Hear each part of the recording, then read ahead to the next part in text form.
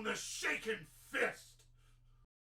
How could we ever know if God exists? What we have at our fingertips, however, is a mountain of irrefutable, indirect, credible evidence that testifies on God's behalf. First, consider the fact that matter demands a maker. But since matter is not eternal and it cannot create itself from nothing, then something outside of the material universe must have brought it into existence. Indeed, the very existence of matter demands a maker. Second, neither the puppy at the pound nor the bacteria on the doorknob spontaneously generated.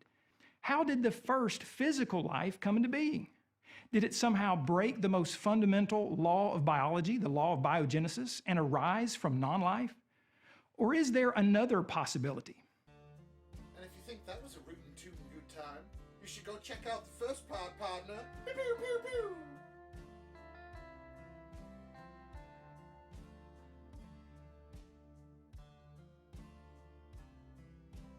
Third, design demands a designer. Everyday observation reveals and confirms the obvious fact that complex functional design demands a designer. Cars and computers, pianos and projectors all require engineers, technicians, and tuners for them to exist and function properly. So, we have a bunch of tangible things in a material plane. And we can make some of them. Yeah, man-made objects required a designer. It's nice that we can see that things that are made out of steel and plastics and stuff like that, well, that had a designer. But stuff that's made out of organic life, well, I guess that had a designer because we don't know how it was made, so it must be God. Everything else that we see has a designer, so that must have a designer too. Yeah, this very boring plain shirt I'm wearing had a designer. It just did. It's man-made. I mean, like... Oh my God. So, I always just want to know what universe they're going to, where it doesn't have a designer, it does have a designer that it can compare to really show that this is a designed existence. Yeah, where is your basis for comparison that makes you sure that this universe functions the way you think it does with a God that designed it? Where is it? Where's God. the basis? So the basis is the God. claim. The claim is the basis. Yeah. There are, But the Bible says so. Yeah. It's like climbing up a rope that doesn't exist, isn't it? God did it. God did it. Yeah. So, God. And Because God does everything. He did it like... I'm going to make a claim, right? And the basis for this claim is another claim. The basis for that claim is another claim. And I'm going to prove it with a claim. Just love how God exists in nothingness forever. And then he creates Earth for a very short... Like, what? They all think the world's going to end tomorrow or whatever. So a short 6,000 years if you're a fundamentalist Christian, right? And then just get rid of it. Yeah. What was the point? Yeah. It's such a brief blink. So, God didn't even get his eye to close. yeah, It's and that literally short of a forever. time. And literally all the biggest infinity that can be, right? 6,000 years is all we get. Yeah. But bear in mind, like the age of the universe, like 13.8 billion years is the estimate, right? Of the age of the universe. It's what I saw from Brian Cox, so that's what I was going off. The average is 14.3 to 14.8. Well, one of those, right? 6,000 years in that time doesn't even make a percent. No. Doesn't even make 0.1%. No. Doesn't. 1/1000th is not even what it comes to. Yeah, but God's an ineffable divine plan. Yeah. He works in mysterious ways, but you know this guy knows it. This guy understands. He's got that through line to God, doesn't he?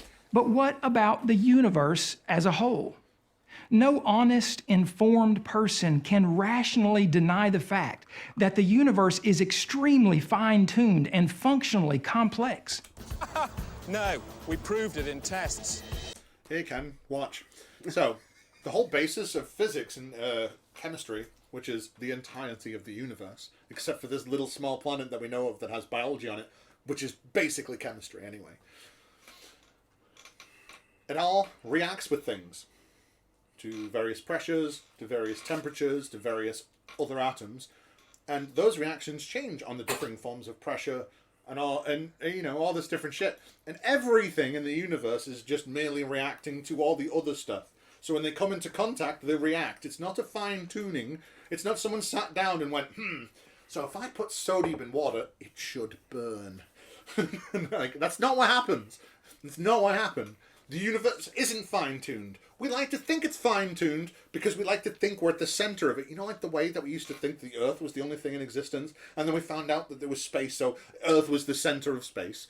And then we found out, Earth isn't the center of space. There's galaxies there, and we went, well, the center of the fucking the sun. It goes around us like this, and so does the moon. You know what I mean? So what that is we're the center of the solar system. And then we found out we're not even the center of the fucking solar system. We can't live in it, so it's not fine-tuned for us. What's the point of Andromeda?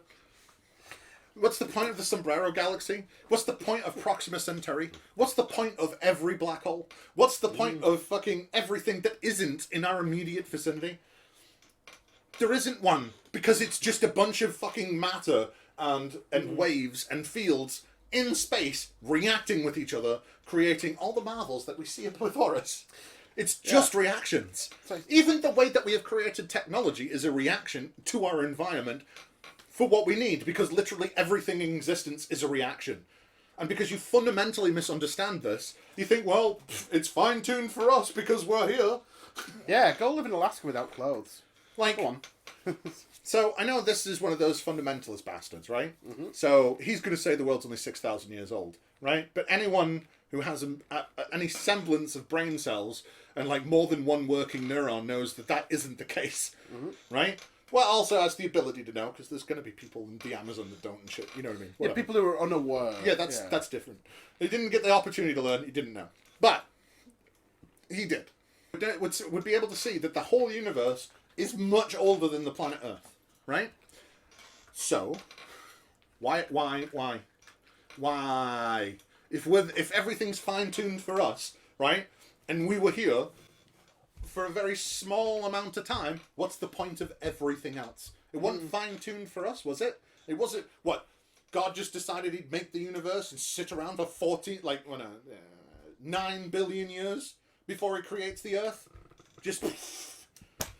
trillions of galaxies that are still going to be there after the end of the world here, right? That's just carry on. He made the whole thing just for this one little blip, right?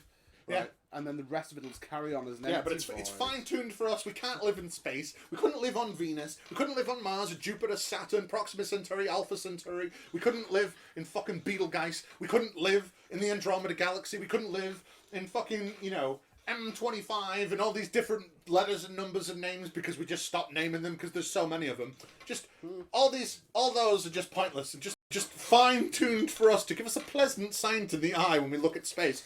Is it? Because we can't see fucking black holes, right? We can't see black holes. We can't see gamma rays. We can't see pulsars, right? And in fact, if a pulsar was near us, it would kill us. Fine-tuned, of course. Fine-fucking-tuned. Yeah. Right, just looking at the Earth when it comes to fine-tuning, there's parts of the Earth you can't live on without the use of technology. Technology you wouldn't have had back in the writing of the Bible days. Almost the entirety of Earth you can't live on without technology. Like, even the Neanderthals that used to roam around fucking Northern Europe, right, had technology.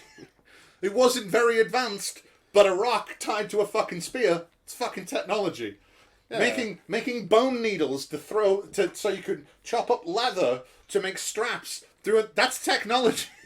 Yeah, and we couldn't live anywhere without it, really. It's fine-tuned so much that we're so fine-tuned, in fact, to our surroundings that we live in, that we constantly get bad teeth because of the food we eat, because we don't actually eat the diet we were meant to that we used to eat. We used to live on the plains and fucking trees and bogs of Africa. You know what I mean?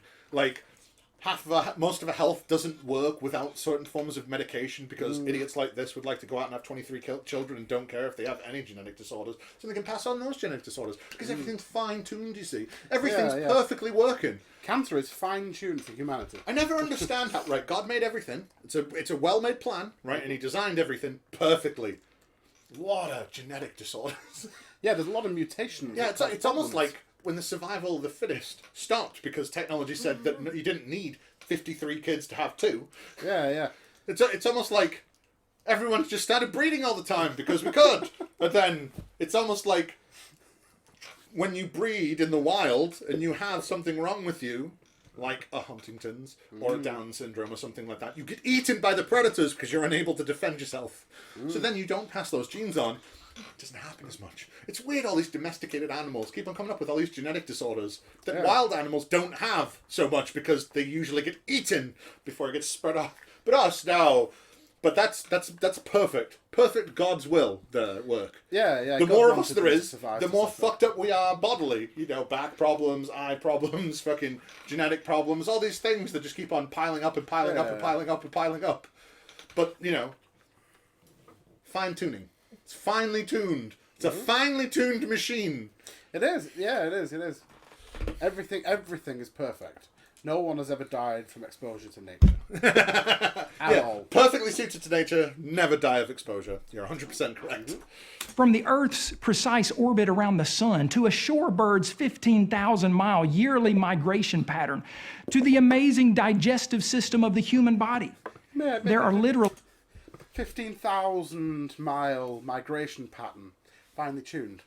It wouldn't have to migrate if it was perfect, would it? That amazing digestive system of the body where you can just randomly get gallstones, and that's a big problem for you now. I have irritable bowel syndrome. It's fine-tuned. Fine-tuned. The tunes I have made with my ass because of that bowel syndrome.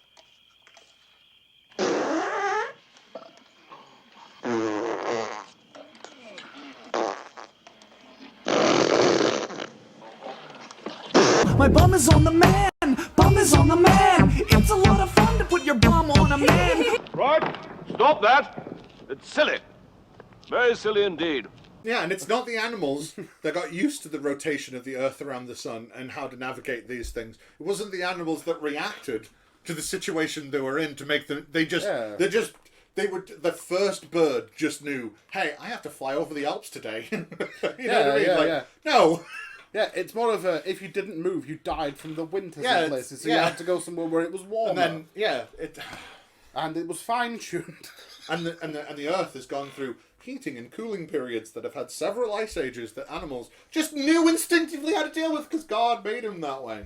Yeah, it's not like the ones that didn't migrate away from the ever encroaching ice caps. Yeah. That died out. They didn't. No, God moved them. Yeah, it's never animals like learning stuff over successive years and generations. Yeah. Not at all. It's never anything like that. God just made him to always be that way. But that's the other thing. Oh, it's designed. That's why evolution isn't real. And it's like, but evolution is just the reaction, like everything in the universe. Yes. Equal and opposite reactions. Like you mentioned before. You were on board then. Why not now? Yeah, because now it disagrees with him. Oh, right. Because the context of it means that it disagrees with him now, so it's bad. Yeah, they have to turn back on that. millions of examples of fine-tuned design in nature. Anything in the physical universe that exhibits complex functional design demands an intelligent designer. Since the universe exhibits complex functional design, the universe must have a designer. I didn't have a problem with the first bit until the second bit. Oh no, I had a problem with the first bit. Nothing demands a designer. Anything that's designed, he said. Wasn't it something that everything that is designed? Anything in the physical universe that exhibits complex functional design demands an intelligent designer. Complex functional design. Well, yeah, if it has functional design, then yes, it was. It was designed. It was the next bit that ruined it for me. Since the universe exhibits complex functional design, the universe must have a designer. But the universe doesn't exhibit functional design. It does not. As you've just said many times, we're going to repeat it again. It has reactions. Yeah, everything is reacting to anything that comes near and into contact with, or God wanted those two galaxies to collide together for the last 200 million years. Yeah. Andromeda's coming. Yeah. We're going straight for it. Is that how the end's going to come about? That's what God meant by the end in fire. Even though, really, when we collide into Andromeda, not much is really going to hit each other. I mean, no, it's not. The black holes at the centre could merge. I did say not much. But because the majority of the space between stars is empty, it's most likely just you might not. By vast amounts. Yeah, you might get a few asteroids that wouldn't have hit anything before in their own galaxy. No, it'll turn into we'll be flung off because we're on an outer arm, and then they'll merge into a ball galaxy. Like the other ones. What if they've already named that galaxy that it will form? I thought it was a milk drometer or something stupid like that. Finally, consider the fact that intelligence demands an intelligent creator. Intelligence is defined as the capacity to acquire and apply knowledge, the ability to learn or understand things or to deal with new or difficult situations. Now, this is a fundamentalist dickhead, right? And he wants to intelligence is the capacity to acquire and apply knowledge and the ability to learn understandings to deal with new or difficult situations. No, you don't have to look it up. I'm fine with that. Yeah, so I was just going to see if there was anything missing or I don't care, right? Because my point is, okay, let's use this definition. Chimps. Yes, they have intelligence. Yeah, they look at the world around them, create tools to overcome problems. In Gombe, 9 different chimp tool behaviors have been witnessed. They use twigs to fish for termites out of their mounds, sticks as probes to get into a tree ant nest or inspect an object, rocks as hammers to open fruit, and use leaves as a sponge to soak up water to drink. They flail sticks and throw rocks as weapons to intimidate other animals, or even use sharp sticks as spears. They'll even use vines and sticks to play tug-of-war or keep away with. Capuchin monkeys create tools. A bearded capuchin monkey starts the processing of palm nuts by tapping them to see if they're ripe.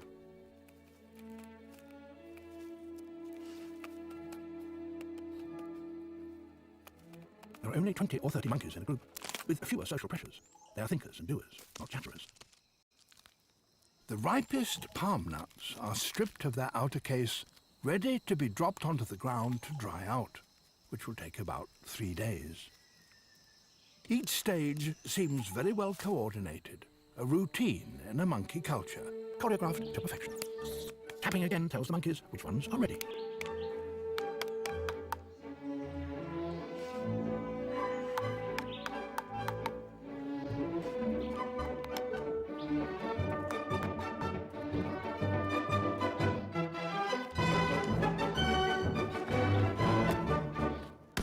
The next stage may take place at the other end of the valley, the nut-cracking site.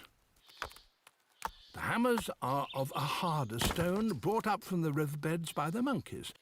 They're heavy, some as heavy as the monkey itself. Palm nuts are extremely hard and difficult to crack open. It only works if you get it exactly right.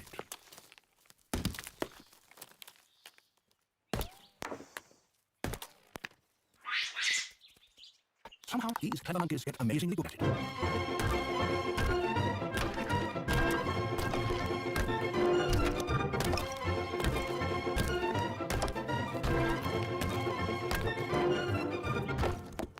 Collecting a ripe nut has taken days of harvesting, testing, ripening, transportation, collecting tools and choosing sites, not forgetting years of learning in the nut-cracking school. We are increasingly realizing we are not the only intelligent life on the planet.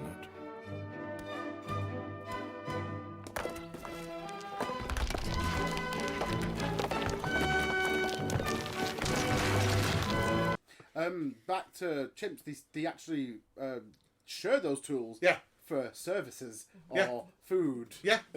So they have a barter system. Yeah, it's almost like they're social apes like we are that exhibit the same things that we do. Ken Ham has the capacity to learn. Ken Ham and he looks like a chimp. Ken Ham is a chimp in a suit. Yeah, he is.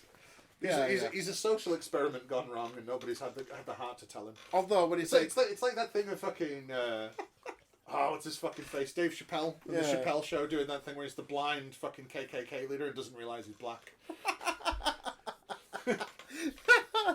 Ken Ham doesn't realise he's the butt of an evil joke. But yeah, the thing is, the difference between Ken Ham and chimps is Ken Ham has the capacity to learn more than them and refuses to. Dogs learn. Yeah, dogs learn. They can learn, on average, some dogs up to 50 words. Some dogs are a lot more than that. Yeah. Like sheepdogs. Ravens use tools. Yeah. They use sticks to get insects out of the ground. Yeah. Like, there's plenty of creatures that use tools that have used their outside surroundings to alligators. What? Alligators have started to use tools. Right. Of a fashion, right? They're using logs to hide themselves as another log now. So that they just look like a collection of logs that have come together, and then the prey lands on them, and yum! Now, the best ones are the ones that are, like, in Africa, right?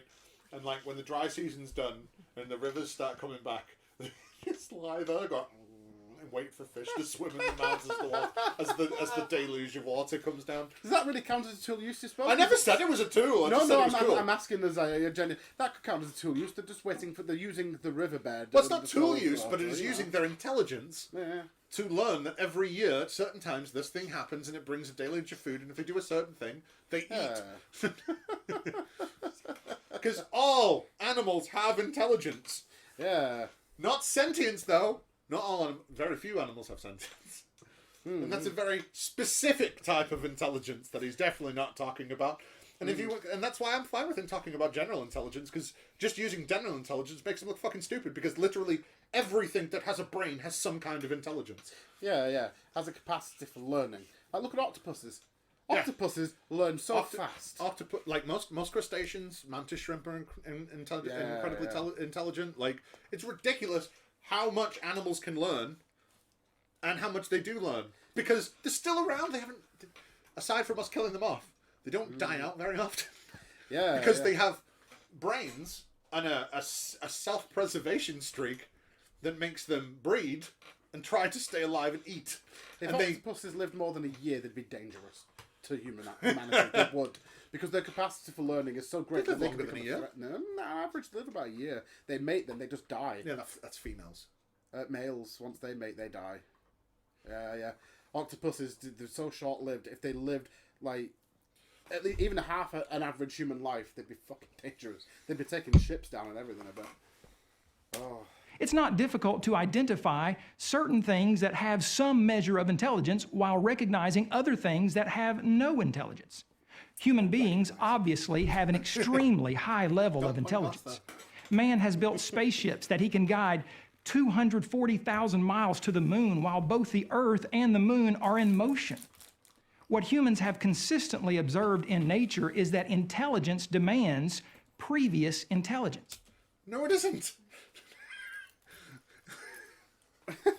I'd love for him to say that to, like, Jane Goodall or something. Because they didn't go around teaching chimps how to make fucking tools, but they observed them learning how to do it. Yeah. Like, they taught chimpanzees sign language. They've taught gorillas sign language. Like, because they're apes. The thing about apes, right, is that, like us, they have a reptile brain, they have a mammalian brain, and they have an ape brain, a simian brain. And it does all similar things, you know, because we're related. Yeah. Not that they want to admit this, but yes. We're not like them at all. Our two closest ape ancestors, our two closest apes are the bonobos and the chimpanzee. And one of them likes to get into large groups and fuck like mad. And the other one likes to get in large groups and kill the other people.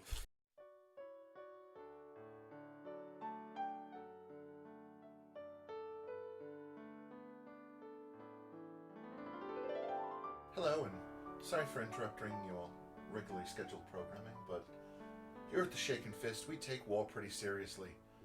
And you may not know this, but coming up on June 5th is the 45th year anniversary of the end of the Gonbei Chimp War, and we'd like to invite you to our Remembrance Day celebrations of this greatest of chimp wars, to celebrate those that lived through and to mourn those lost.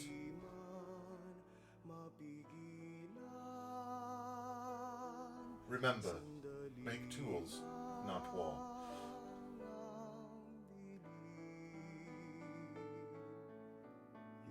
Like the other chimps. Yes. It's almost like the two versions of us. Yeah. We just went, do you know what would be really good? If we did the fucking and the killing. I am the Weaver. And eventually getting to the point where it's, if we just do the fucking and not the killing. Yeah. We're going to get there eventually, I hope. The reason that humans in the 21st century are intelligent is because our ancestors were intelligent. No. the reason we are intelligent in the 20th century is because around the 17th century when a bunch of people went, do you know what? Maybe we should stop living by God's rule and like try and figure out shit ourselves. It was called the Renaissance. Maybe you've heard of it. And during the Enlightenment, we went, maybe we should actually figure out shit for ourselves. And then we figured out electricity. And then once we figured out electricity, we went, well, we can power things with this electricity. Yeah, we can make motors work with electricity. Everything starts changing. It's almost like when we started actually trying to design things and learn stuff and know things and make things better instead of just going, but God wants us to do this. We went, hey, here, let's have electricity, let's have hydraulics, let's have the production line, let's have industrial metalworking. Let's be able to make everything. It's almost like the entirety of the late 1800s to the early 1900s was this mass boom of new knowledge, of new learning from things that we had discovered because we began to look at things in a different way in the 1700s. And we'd fought against the church long enough that people started going, oh, just fuck off, all right? Look at what we have found because of them. Just fuck off. That's why knobheads like this, right? They can't just start putting fucking atheists and fucking scientists in fucking prison like the Catholic Church used like to. they'd love to. You know what I mean? Like, because the populace went, no, fuck off. We're done with you. Yeah. All that freedom of religion was also freedom from it. Mm-hmm. You know, when America was founded, and they went, we just have some principles. This is what they are. Oh, but now the Christians. Do you know why that was though? Kind of interesting. It was to stop the king. No, it was because the king is the head of the church, and you as the law, you can't have head of a church. It's the separation of church and state. Yeah. So there we go. I mean, don't get me wrong. There was definitely atheists and deists in the founding fathers that wanted that for that reason, but that is also one of the reasons it was done. The reason that animals have some measure of intelligence is due to intelligent creatures that came before them. Oh, right. So they couldn't possibly learn something new of their own. Yeah. They had to have it hereditarily passed down. Who taught chimps then? Who taught the chimps how to use tools? I would say, who taught the first person to make a computer? No one had made one before. Yeah, no. Like who taught a crow to use sticks to get insects? David Attenborough. Go away, God. It was me. We didn't teach animals how to hunt. We didn't come on. No, God taught them all. Yeah. I mean, we've got a little bit of leeway with dogs where we did teach things, but other things have learned in the wild. Some of them have learned from watching humans. Others have learned to just, you could be around humans because they'll leave certain things in certain places. Like, rats, I don't think they like humans, but they like what we leave. Other things so also they've learned from trial and error. Yeah, cats learn that if they look cute, we'll give them food. I don't even think they know. I tried this Cats thing. think they own us. That didn't work. I'll try this thing instead. But, there's just so many creatures on the planet that have learned to do things of their own volition. Because they may have accidentally done it one day and it's worked, and they've gone, oh, I'll repeat this process. Yeah, it was successful. We taught all these animals to get drunk. But dust Anybody? No. Dust doesn't give way to organized dust particles that have the capacity to acquire and apply knowledge. It's dust. Anybody? No. Dust. Dusty cups. And the dust. Oh, the dust. The place isn't that dusty!